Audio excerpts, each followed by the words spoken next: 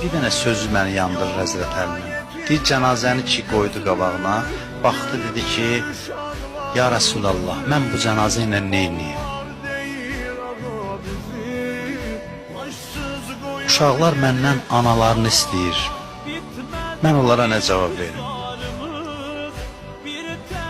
Mən bu cənazəni qəbrə necə aparım?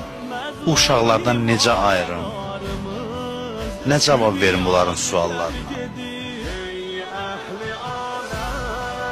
Götürdü, deyir, evdən çıxardır cənazəni. Küçədə deyir, Zeynəb balaca idi, qəsə-qəsə gəldi. Ağlaya-ağlaya deyir, zülmət gecə, ana gedirsən hansı mənzilə? Qal bu gecəni bizi ilə, gündüz barı düşüyorlar. Ana gecə evə qayıdır hamı, sən hara gedirsən bizi tərk eləyib gecə vaxtı?